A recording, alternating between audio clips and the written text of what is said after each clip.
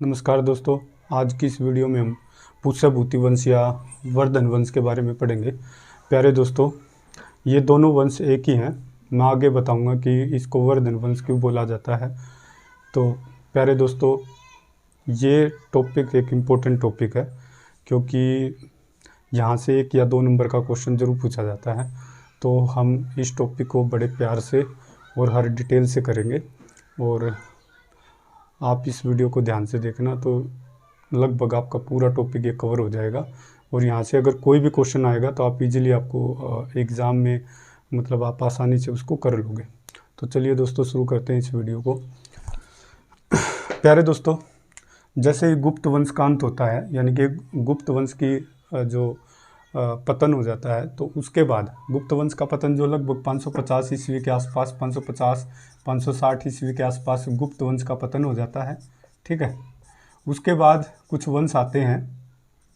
उनमें से जो एक वंश था वो था एक पुष्यभूति वंश। ये इसके आसपास, इसके पतन के बाद कुछ समय तक ये शक्तिशाली वंश रहा था। तो आज हम इसकी बात करेंगे।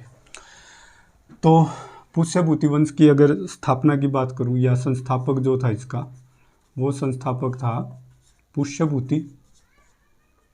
पुष्यभूति नामक व्यक्ति ने, ठीक है, पुष्यभूति वंश की स्थापना करी थी, इसलिए इसका नाम पुष्यभूति पड़ गया। ठीक है। और ये अगर मैं इसकी बात करूं तो ये एक शिव भक्त था। शिव भक्त यानी कि शिव भगवान की पूजा करता था, उसका परम भक्त था ये। ठीक है। तो प्यारे बच्चों, उसके बाद और कुछ राजा आते हैं। जैसे अगर मैं बात करूं नरवर्धन, राज्यवर्धन,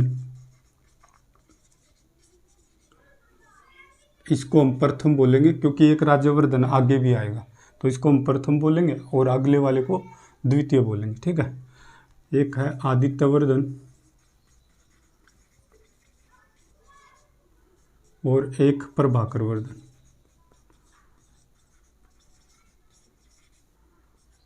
अगर आपसे पूछा जाए ना कि संस्थापक कौन है, तो आपने बताना पुष्यभूति। पुष्यभूति वंश का संस्थापक पुष्यभूति था। इसको वर्धन वंश क्यों बोला जाता है, आप देखोगे ना, जितने भी मोस्टली इसके राजा हुए, ठीक है, उनके नाम के पीछे वर्धन वर्ड जुड़ा हुआ था। तो इसलिए हम इसको बोल सकते हैं कि ये वर्धन वंश, इसका नाम यहाँ से पड़ा है, क्योंकि जितने भी राजा हुए इसके नाम के पीछे वर्धन वर्ड जुड़ा हुआ था, इसलिए इसको वर्धन वंश भी बोला जाता है। तो प्यारे बच्चों, इन तीनों में से ना तो ये शक्तिशाली था, ना ये शक्तिशाली था, ना ये शक्तिशाली था। जो सबसे ज़्यादा शक्तिशाली था वो प्रभाकरवर्धन। इन चारों की बात हो रही है, इनमें से जो शक्तिशाली था वो प्रभाकरवर्धन था। ठीक है। तो प्रभाकरवर्धन एक प्रतापी राजा होता था। ठीक है। और ये प्रतापशील के नाम से प्रसिद्ध हुआ। प्रतापशील के नाम से ये प्रसिद्ध था। ठीक है। बहुत प्रतापी राजा था। तो कुछ वर्षों तक इसने शासन किया। इसकी पत्नी का जो नाम था वो था यशोमती। इसकी पत्नी का नाम क्या था? यशोमती। तो इसकी शादी यशोमती नामक युवती से हुई। तो इन दोनों की 3 संतानें हुई। एक का नाम था, जो इनका सबसे बड़ा पुत्र था, वो था राज्यवर्धन। ठीक है। इसको हम द्वितीय बोलेंगे। द्वितीय क्यों बोलेंगे? क्योंकि एक राज्यवर्धन पहले भी आ चुका है। ठीक है। तो ये राज्यवर्धन द्वितीय है, जो प्रभाकरवर्धन का बड़ा पुत्र था। अगर मैं बात करूं, एक इनकी पुत्री थी, उसका नाम था राज्यश्री। ठीक है। और इनका सबसे छोटा पुत्र था, जो सबसे ज़्यादा फेमस था इस वंश में, वो था हर्षवर्धन। इन तीनों भाई बहनों में बहुत ज़्यादा प्रेम था, एक दूसरे से बहुत ज़्यादा प्यार करते रहे। तो 604 ईस्वी में प्रभाकरवर्धन की मृत्यु हो जाती है। ठीक है। उसके बाद जो इसकी पत्नी है यशोमती, वो सती हो जाती है। जैसे कि आप जानते हो कि प्राचीन भारत में या प्राचीन समय में सती प्रथा बहुत ज़्यादा प्रचलित थी, कि पुरुष के मरने के बाद जो उसकी पत्नी थी उसको सती होना पड़ता था। तो ऐसी कुछ सामाजिक कुरीतियाँ उस समय बहुत ज़्यादा फैली हुई थी।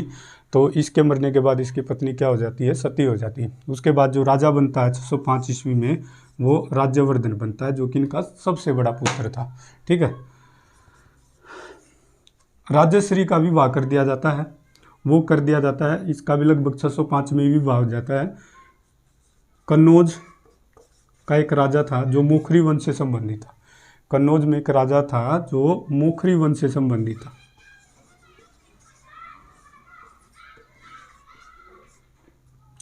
तो मोखरी वंश से संबंधित था। और अगर हम दोस्तों देखें तो उसका नाम जो था वो था ग्रहवर्मन। ठीक है, उसका नाम था ग्रहवर्मन। तो इसका विवाह कर दिया जाता है राज्यश्री का इसके साथ। ठीक है, तो अब आपको 2-3 चीज़ें और याद रखनी है, 2-3 करैक्टर और याद रखने हैं जो इस कहानी में विलन का रोल निभाएंगे। तो एक तो था बंगाल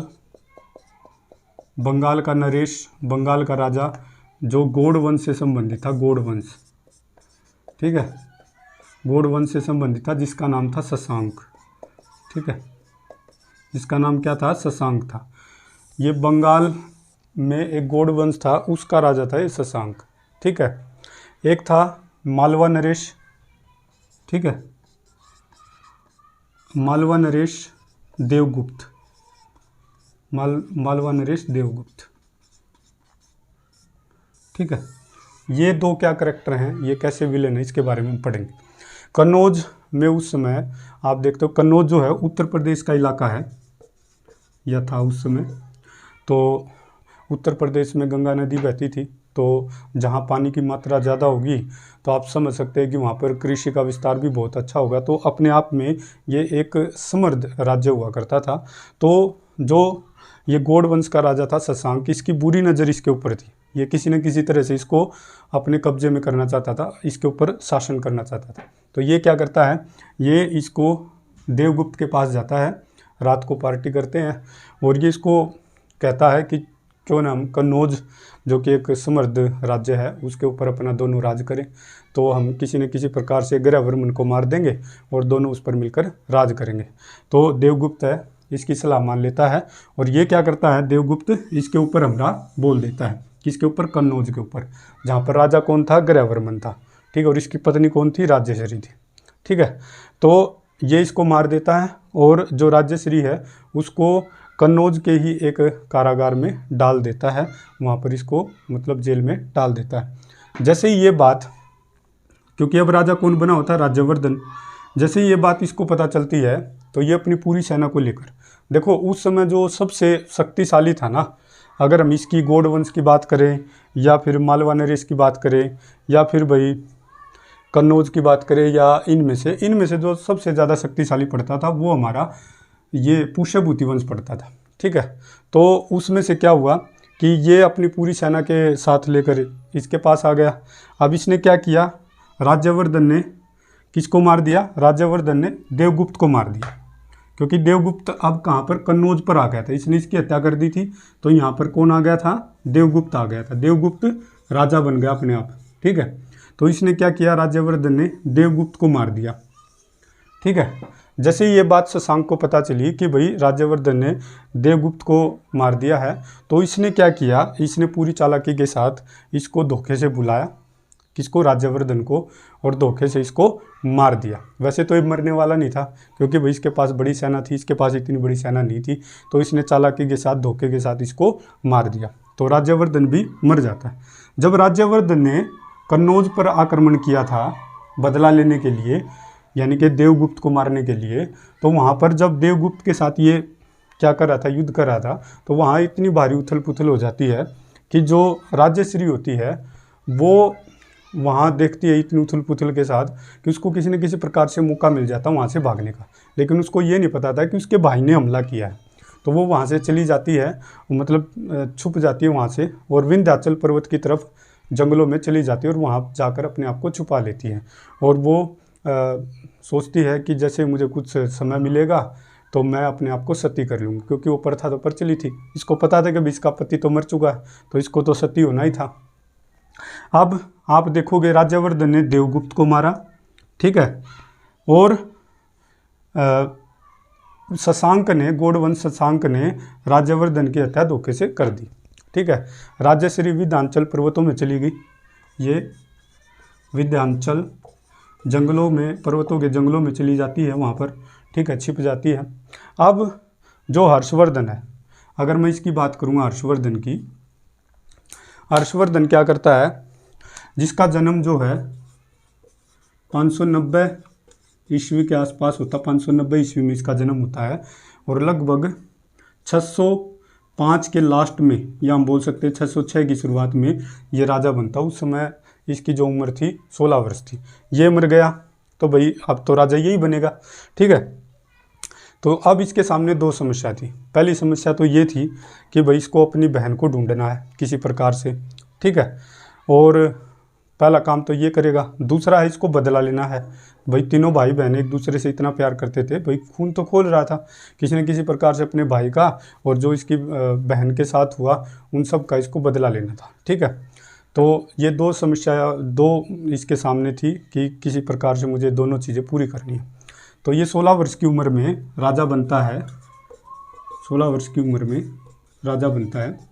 अब आप देखोगे कि कामरूप, यहाँ पर एक करैक्टर की और एंट्री होती है, कामरूप।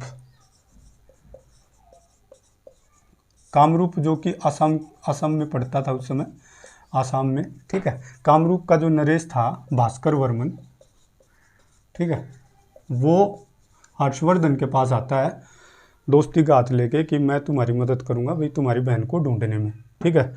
फिर ये कहता है कि भाई ठीक है। उस समय 16 वर्ष का था, इतना ज़्यादा पता नहीं था उस समय, और इसके पास भाई दो चीज़ें इसको करनी थी, बहन को ढूंढना और साथ में युद्ध को जीतना।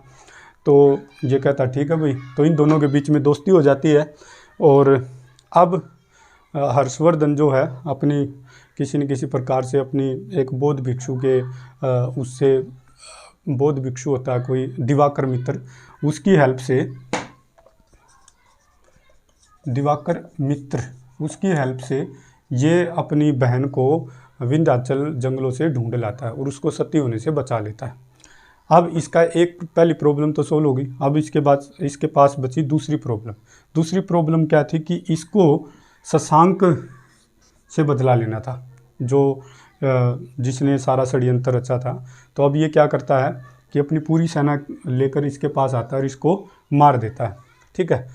अब मारने के बाद इसको कन्नौज पर कोई भी, अब किसी भी राजा का वो नहीं था इसमें, मतलब इसकी बहन जो थी वो इससे आग्रह करती है कि तुम कन्नौज को भी अपनी राजधानी बना लो। तो आपको ध्यान रखना है कि इनकी शुरुआत में जो राजधानी होती है ना पुष्यभूति वंश की, वो थानेश्वर होती है, जिसको आज वर्तमान में थानेसर के नाम से जाना जाता है, ठीक है। थानेश्वर उस समय पंजाब का हिस्सा थी। तो थानेश्वर थी पहले इनकी पुष्यभूति वंश की पहली राजधानी, ठीक है। राजधानी थी जो, वो क्या थी, थानेश्वर थी, ठीक है, थानेश्वर। अब उन्होंने इसको थानेसर, मतलब आज के समय में इसको थानेसर के नाम से जाना जाता है, उस समय थानेश्वर के नाम से जाना जाता था। और ये थानेसर अब फिलहाल कहाँ पड़ता है, कुरुक्षेत्र के अंदर पड़ता है। तो अगर आपसे पूछा जाए थानेसर कहाँ, तो कुरुक्षेत्र के अंदर है। और पुष्यभूति वंश की पहली राजधानी कौन सी थी, थानेश्वर थी।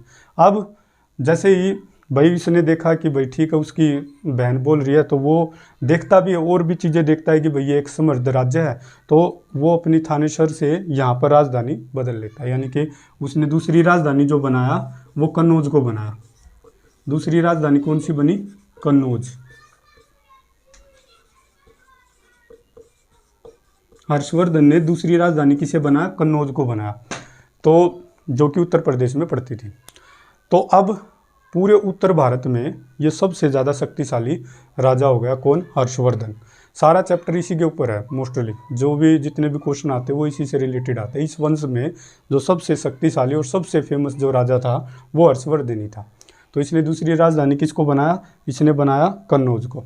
उत्तर भारत का ये सबसे शक्तिशाली राजा बन गया, ठीक है। अगर चलो एक बार साफ कर लेते हैं। तो उत्तर भारत में शासन करने के बाद धीरे धीरे इसने उत्तर भारत के सभी छोटे मोटे जो वंश थे उनको जीत लिया। तो ये उत्तर भारत का शक्तिशाली राजा ऐसे बना। उसके बाद इसने दक्षिण की तरफ रुख करने की कोशिश की कि भाई अब मैं दक्षिण में भी अपना राज्य का विस्तार कर लूँ, दक्षिण की तरफ भी चलूँ। तो दक्षिण की तरफ जब ये आता है तो इसका सामना पुलकेशिन द्वितीय के साथ होता है, ठीक है। हर्षवर्धन की बात कर रहे हम तो, ठीक है। उत्तर भारत को जीत लेता है, उत्तर भारत को जीता। अब दक्षिण की तरफ आ रहा है ये। दक्षिण में क्या होता है दक्षिण में पुलकेशिन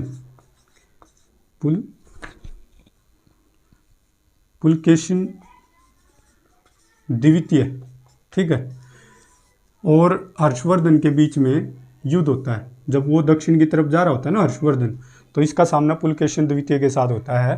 तो नर्मदा नदी के तट पर इन दोनों के बीच में युद्ध होता है। नर्मदा नदी के तट पर इन दोनों के बीच में युद्ध होता है, जिसमें जो है हर्षवर्धन हार जाता है। हर्षवर्धन बुरी तरह से हार जाता है। लेकिन मैं बात करूं तो हर्षवर्धन की कोई भी पुस्तक देखो, जो इसकी 3 पुस्तकें थी, आगे बताऊंगा कौन कौन सी हैं, या फिर इसका दरबारी कवि बाण भट्ट ने अपनी किसी भी पुस्तक में इस युद्ध के बारे में कोई भी जिक्र नहीं किया है। उसका रीज़न आप भी समझ सकते हो कि भाई कोई राजा है, वो अपनी बुराई या अपनी हार को क्यों लिखवाएगा। और कोई भी किसी भी राजा के दरबार में कोई भी कवि है, वो अपनी राजा की प्रशंसा ही करेगा, वो उसकी बुराई क्यों करेगा। ठीक है, तो हमें इसके बारे में, इस युद्ध के बारे में इनसे तो पता नहीं चलेगा। पता किन से चलेगा? भाई जो राजा जीता है, ठीक है, वही तो लिखवाएगा ना। तो जीता कौन था? पुलकेशिन द्वितीय, ठीक है। इसने कर्नाटक के अंदर ऐहोल अभिलेख बनवाया था। ऐहोल अभिलेख जो था वो बनवाया था, ठीक है। कहाँ पर? कर्नाटक के अंदर। इसको बनाने वाले जो कारीगर था रवि कीर्ति, ठीक है, रवि कीर्ति ने इसको बनाया था। बनाने वाला पुलकेशिन द्वितीय। इस अभिलेख में आप देखोगे कि इसके और इसके बीच में जो युद्ध हुआ था उसका जिक्र किया गया है, और उसमें बताया गया कि किस प्रकार से हर्षवर्धन उसमें बुरी तरह से हार गया था। एक और चीज़ है जहाँ से हम इस युद्ध के बारे में पता लगा सकते हैं, वो है चीनी यात्री हेनसांग था, हेनसांग, ठीक है। तो इसके बारे में पढ़ेंगे क्या कुछ है। तो इसकी एक पुस्तक है सी यू की, ठीक है, उसमें इसने इस युद्ध का जिक्र कर रखा है, ठीक है। मेन तो ये है, ठीक है, इसने भाई इसमें भी आप इस युद्ध के बारे में जानकारी प्राप्त कर सकते थे, ठीक है। और एक सी यू की था, ठीक है, जो हेनसांग जो एक चीनी यात्री था वो आया था, उसने अपनी पुस्तक में इसका जिक्र कर रखा है। तो इस युद्ध के बारे में हम यहाँ से पता लगा सकते हैं। अब छोटे छोटे कैरेक्टर हैं, उनके बारे में हम जानेंगे क्या कुछ है।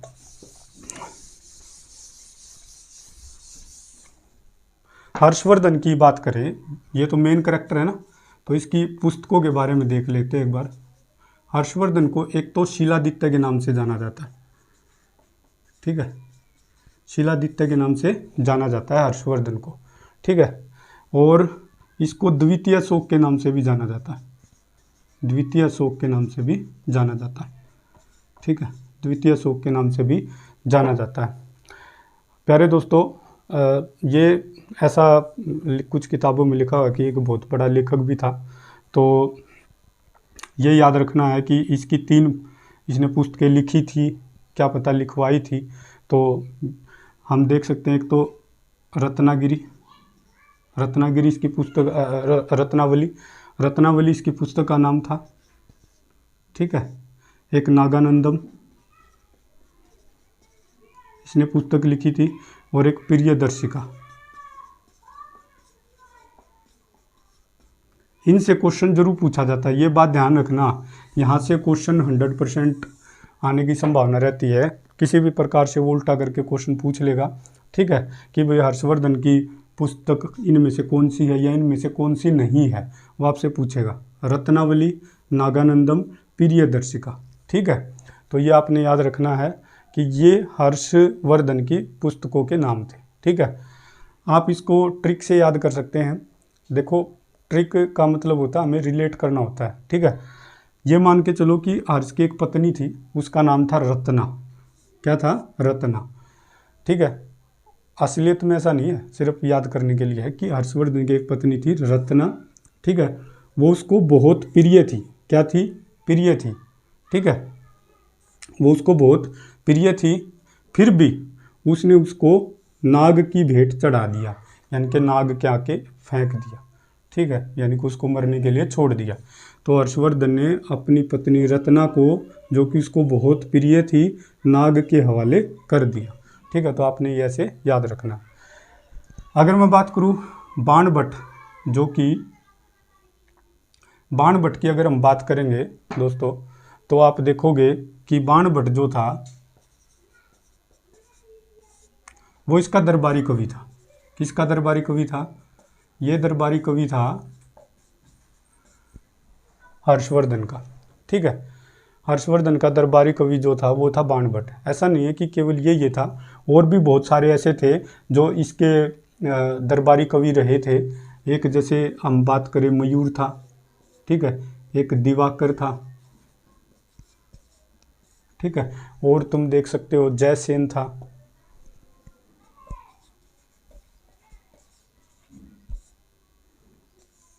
ये भी हर्षवर्धन के दरबारी कवि या रतन होते थे। लेकिन उनमें से जो सबसे ज़्यादा फेमस था वो था बाणभट्ट। आपको इसको याद रखना, बाणभट्ट था।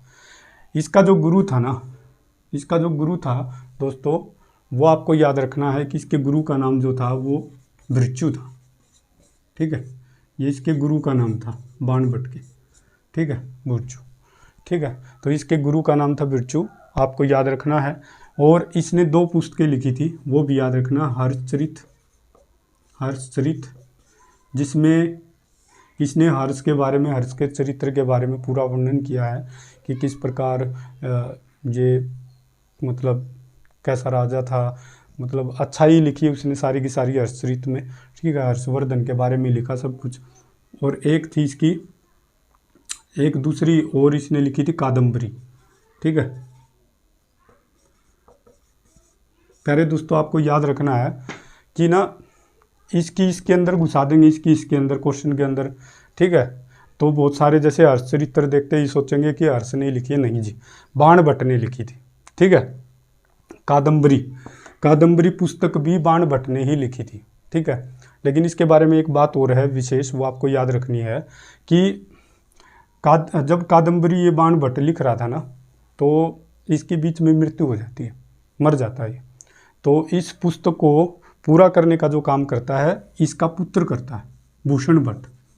ठीक है, भूषण भट्ट जो है वो क्या करता है, कादम्बरी को पूरा करता है। लिखने की शुरुआत तो इसने की थी, बीच में मर जाता है। उसके बाद जो भूषण भट्ट होता है, जो इसका पुत्र होता है बाणभट्ट का, वो इसको पूरा करता है। तो ये याद रखना है, हर्षचरित्र और कादम्बरी जो कि बाणभट्ट की क्या है, बाणभट्ट की पुस्तकें थी। और इसके दरबार में और कौन कौन थे, मयूर था, दिवाकर था, जयसेन था। ठीक है, ये आपको याद रखने हैं। एक और याद कर लेना अगर रहे तो, त्रिहरि, ये भी इसी के दरबार में था, कवि था या कुछ जो भी था। ठीक है, तो मयूर, दिवाकर, जयसेन और भर्तृहरि। मेन तो आपको बाणभट्ट को ही याद रखना है, क्योंकि यहाँ से क्वेश्चन आते हैं, बाणभट्ट से रिलेटेड क्वेश्चन आते हैं। इनसे रिलेटेड ज़्यादा क्वेश्चन नहीं पूछते। हो सकता है आपको ऐसे पूछ ले कि बताओ इनमें से कौन सा ऐसा है जो हर्षवर्धन के दरबारी कवि या दरबार में एक रतन नहीं था। तो मयूर दे देंगे, दिवाकर दे देंगे और बाणभट्ट दे देंगे, एक और कोई और दे देंगे इनके अलावा। तो आपको ध्यान रखना है, बाणभट्ट के अलावा मयूर, दिवाकर, जयसेन ये भी थे और भर्तृहरि भी था। ठीक है, तो प्यारे दोस्तों, हमने इनके बारे में जाना। एक तीसरा करैक्टर और है जिसके हमने पढ़ा है, वो है हेनसांग। ठीक है, ये एक चीनी यात्री था। क्या था? चीनी यात्री। ये एक तरह से बौद्ध भिक्षु था, मतलब बौद्ध जो था, बौद्ध ग्रंथ को पढ़ने में इसको बड़ा मज़ा आता था। ये भारत की यात्रा करते हुए नालंदा विश्वविद्यालय में पढ़ने के लिए आया था ये। ठीक है, और बौद्ध धर्म की शिक्षा ग्रहण करने के लिए खासकर नालंदा विश्वविद्यालय में आया।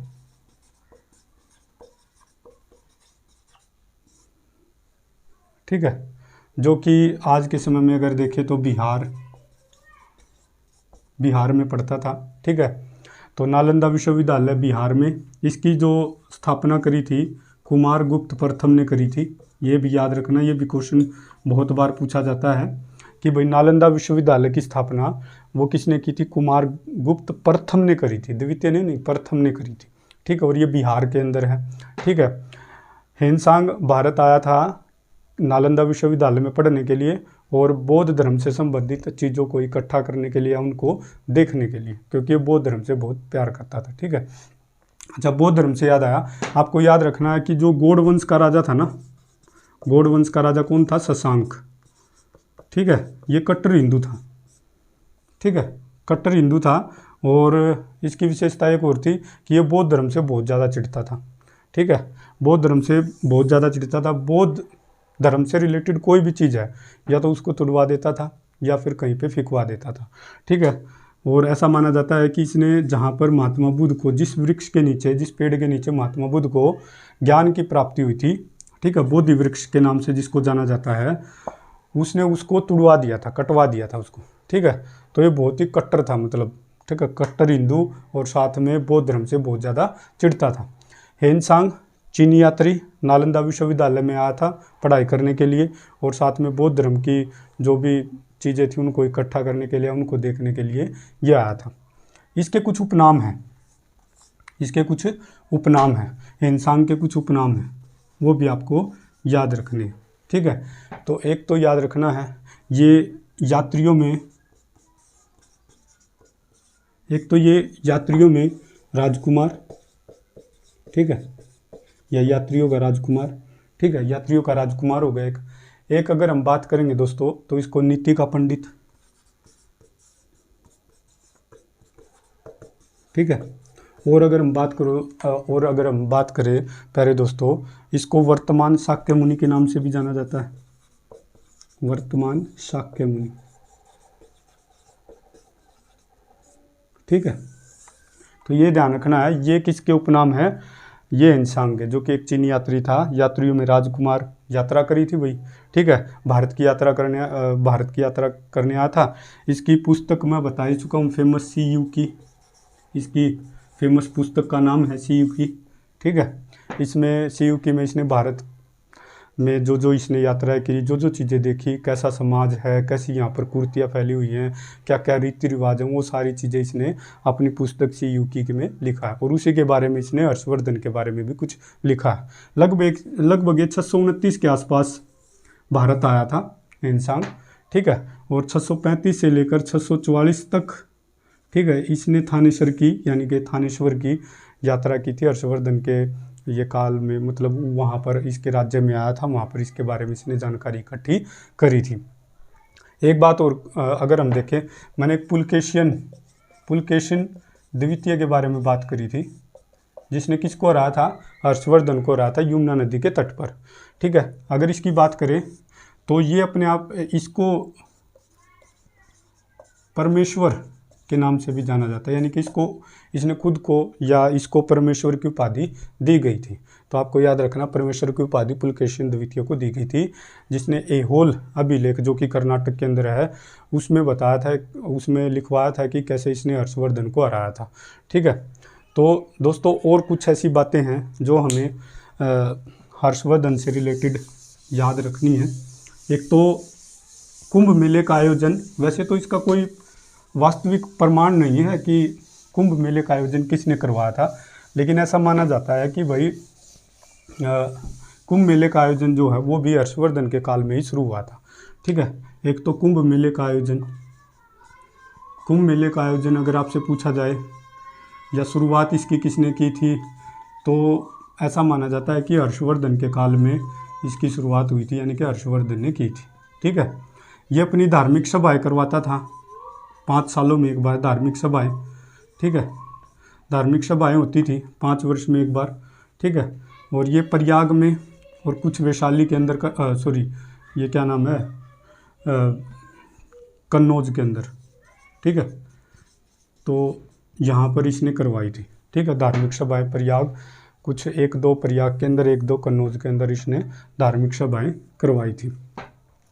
और दोस्तों और कुछ बातें अगर हम देखें तो कुल उपज का, इसके समय में कुल उपज का 1/6 भाग हर्षवर्धन के समय की बात हो रही है। हर्षवर्धन के समय में कुल उपज का 1/6 भाग कर के रूप में दिया जाता था, कर के रूप में दिया जाता। किसान 1/6 भाग देते थे, कर के रूप में दिया जाता था। ठीक है, अब कर की उस समय हर्षवर्धन के कर की 3 विधियाँ प्रचलित थी।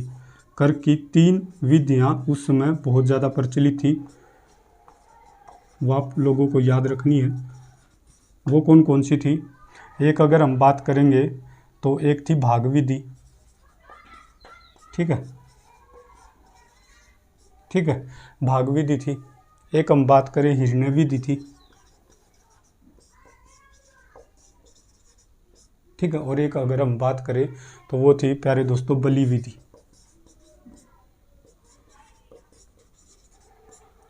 अब ये क्या कुछ था? भाग विधि में आप अन्न के रूप में कर दे सकते थे, अन्न के रूप में आप कर दे सकते थे, ठीक है। हिरण्य विधि में क्या था? मुद्रा के रूप में आप कर दे सकते थे, मुद्रा के रूप में कर दे सकते थे। और बलि विधि में क्या था कि उपहार के रूप में आप कर दे सकते थे, ठीक है। तो आपको एक तो याद रखना है कि हर्षवर्धन के समय कुल उपज का कितना भाग कर के रूप में दिया जाता था? तो 1/6 भाग कर के रूप में दिया जाता था, ठीक है। यानी कि अगर एक किसान के पास 6 बोरियां उपज हुई है तो उसको 1 बोरी राजा को देनी पड़ती थी, ठीक है।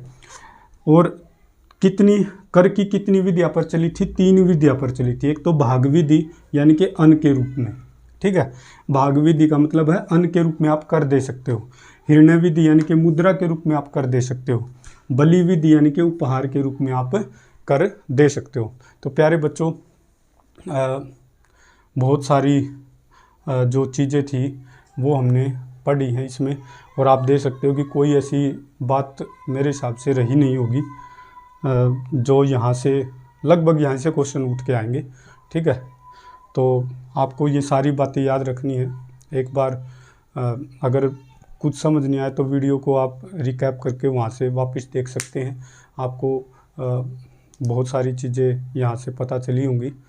देखो दोस्तों, यूट्यूब पे ना बहुत सारे टीचर हैं और हर टीचर अपने आप में बेस्ट है, इसमें कोई शक नहीं है। क्योंकि एक टीचर वीडियो बनाने में बहुत ज़्यादा मेहनत करता है और वो पूरा एकदम फैक्चुअल सारी चीज़ें आपके लाके आपके सामने रखता है और पूरी कोशिश करता है कि वो जितना खुद जानता है उससे कहीं ज़्यादा आपको समझा पाए। और सारी चीज़ें वो देखता है कि भाई क्या क्या कुछ पेपर के अंदर पूछा जाता है, वो सारी चीज़ें आपको बताने का प्रयास करता है। तो मुझे तो एक वीडियो में ही पता चल गया कि भाई बहुत मेहनत होती है। तो प्यारे दोस्तों, अगर आपको वीडियो पसंद आई है तो आप जानते हो कि आपको करना क्या है। तो मोस्टली यहाँ से क्वेश्चन लगभग यहाँ से मोस्टली इस टॉपिक से रिलेटेड अगर कोई क्वेश्चन आएगा तो वो यहीं से आ जाएगा। एक एक चीज़ को आपने ध्यान से सुनना है, स्टोरी को ध्यान से समझना है, क्या कुछ स्टोरी थी, ठीक है। हाँ, एक बात और ध्यान रखनी है, जो हर्षवर्धन था ना, हर्षवर्धन मैंने बताया था ना, जन्म तो 590 ईस्वी में हुआ, ठीक है भाई। 605 के लास्ट में या 606 मान लो, 606 से लेकर 647 तक इसने शासन किया था। क्या किया था? 606 से लेकर 647 तक इसने शासन किया, यानी कि लगभग इतने वर्षों तक, ठीक है, इतने वर्षों तक इसने शासन किया था। आप देख लो, लगभग 41-42 वर्षों तक इसने शासन किया, ठीक है। इसके बाद अगर कोई राजा बना, अगर पूछ लिया जाए हर्षवर्धन के बाद कौन राजा बना था, तो वो बना था यशोवर्मन, ठीक है। इसके बाद जो राजा है वो यशोवर्मन राजा बना था। और प्यारे दोस्तों, लगभग जो आपका हिंसांग था वो भारत में, मैंने बताया था, लगभग 15 वर्षों तक भारत में रहा था, ठीक है, जो नालंदा विश्वविद्यालय के लिए आया था। तो प्यारे दोस्तों, लगभग सारी बातें आपको समझ में आ गई होंगी। तो आई होप मैंने पूरी कोशिश की है कि आपको अच्छे से समझा पाऊँ। और देखो दोस्तों, मेरी ये पहली वीडियो है तो कुछ गलतियाँ हुई होंगी और मैं पूरी कोशिश करता रहूँगा कि समय के साथ सारी चीज़ें दूर होती चली जाएं, गलतियाँ दूर होनी बंद हो जाएं, दूर होती चली जाएं। तो आप लोगों का साथ रहेगा तो सारी चीज़ें बहुत अच्छी हो जाएंगी। और प्यारे दोस्तों, इसी के साथ हम इस वीडियो को ख़त्म करते हैं। बहुत बहुत धन्यवाद।